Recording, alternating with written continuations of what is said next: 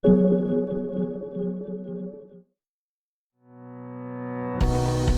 Ranger on eestlaste seas olnud alati palavalt armastatud ja mis seal salata, ega Euroopa kastikate seas pole ka valikut, kui tahad suure mootoriga korralikku kastikat. Uut Rangerit jagatakse Volkswagen Amarokiga. Ehk siis mõningate mööndustega on tegemist mõlema logo all enam-vähem samasuguse autoga. Ja Ranger on endiselt mitmekülgne. Seda pakutakse 3 eriversiooni kabiiniga, ehk siis kõige lühem kabiin, mis kannab nime Single Cab, siis natukene pikem kabiin, mis kannab nime Wrap Cab ja siis kõige pikem, nagu siin on, mis kannab nime Double Cab. Lisaks on ka varustustasemeid juurde tuld. Kurikuulsa Wildtracki kõrvale on tulnud veel Wildtrack X, mida võiks pidada Baby Raptoriks, ehk siis Wildtrack Xil on laiem rööbe, kohe standardis Bilsteini amortisaatorid, mis on siis natukene tummisemad ja mõeldud just maastikusõidu jaoks. Ja et ka maastikusõidu omadusi paremaks muuta, on Wildtrack Xil erinevad põhjakatted ja kõik muu säärane. Ja juurde on tulnud ka veel Platinum varustus, mis peaks siis Rangeri veel luksuslikumaks muutma. Ja kui ma selle auto disaini vaatan, siis minu arvates nad on igati täppi läinud. Selline mõnus, mehine, kandiline, nagu üks kastiauto olema peaks.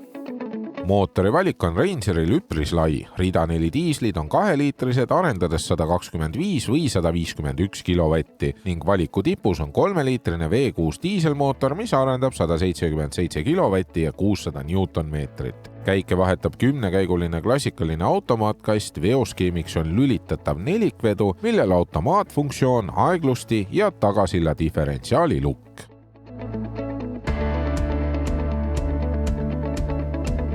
See 3-liitrine diiselmootor on Rangeri mõnusalt sujuvaks ja jõuliseks muutnud ja mis mulle selle mootori puhul kõige rohkem meeldib on see, et vahet ei ole, kas ma kiirendan või mitte.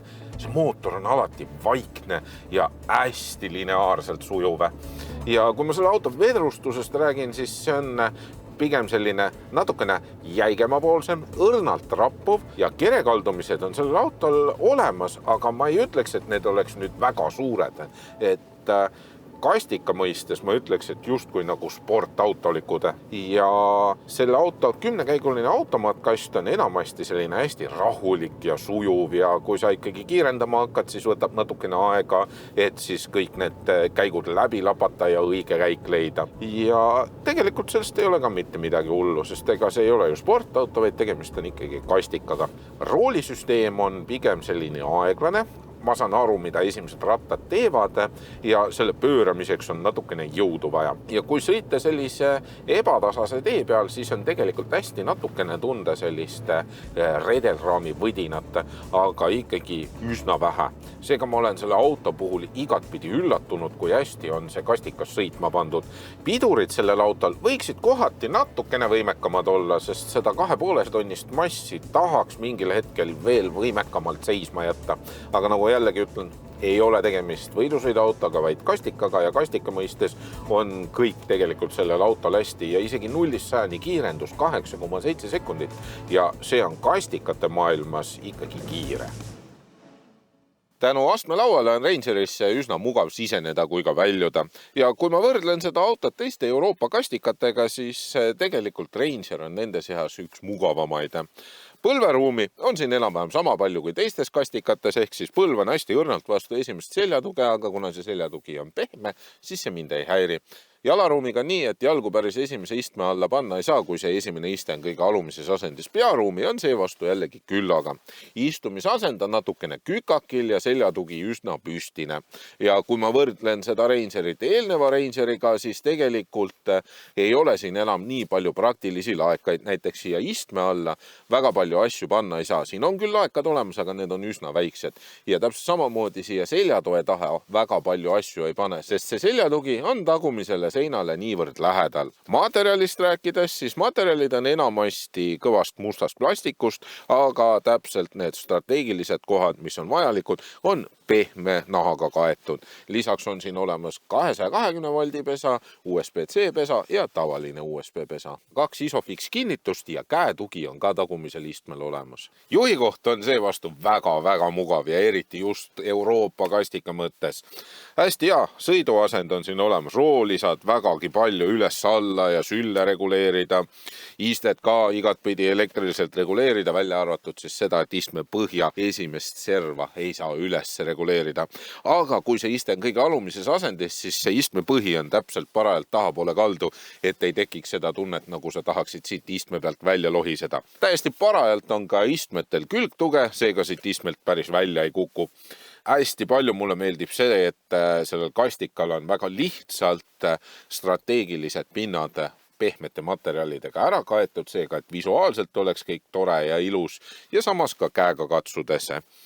Samas on siin olemas ka kõik, mis eluks vajalik, ehk siis LED-esituled, automaatsed kaugtulede ümberlülitused, erinevad sõiduabilised, lülitatav nelikvedu, aktiivne nelikvedu, tagasilla tihvri lukustus, lisaks erinevad maastikusõiduprogrammid, veoprogrammid, hästi palju erinevaid laekaid, mis siis muudavad selle auto praktiliseks. Käetoelaegas on päris suur, 2 kindalaegast, siis on sellised lahedad topsihoidjad siin ääres ja siin keskel on veel topsihoidjad olemas, suur ekraan multimeedia jaoks väga selge pildiga, natukene vajab harjumist selle kasutamine, aga sellega harjud ka kiiresti ära, kõik Apple CarPlay, Android Auto juhtmevabalt, USB-C pesa, tavaline USB-pesa, juhtmevaba laadimine, kõik sellised asjad olemas. Kliimapaneel on füüsiliste nuppudega, ainult et istmesoojenduse ja roolisoojenduse nupp on ikkagi ekraani peal digitaalselt ja tegelikult, mis vajas minu jaoks kõige rohkem harjumist, oli see, et tuuleklaasi soojendus on ka kliimamenüüsse ära peidetud, et see võiks olla kiirnupuna kuskil väljapool olemas. See on ka äge, et siin laes on 6 erinevat lülitit, mille taha sa saad ükskõik mida ühendada, näiteks kas või kaugtule prožektori või viintsi.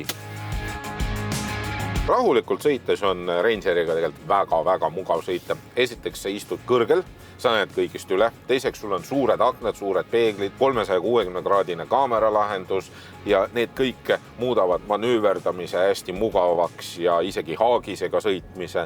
Paned lihtsalt tagurpidi käigu sisse, juba näidatakse pilti ja näed kohe, kus koha peal haagise diisel on, et sa saaksid selle raske haagise siia sappa väga kergesti haakida.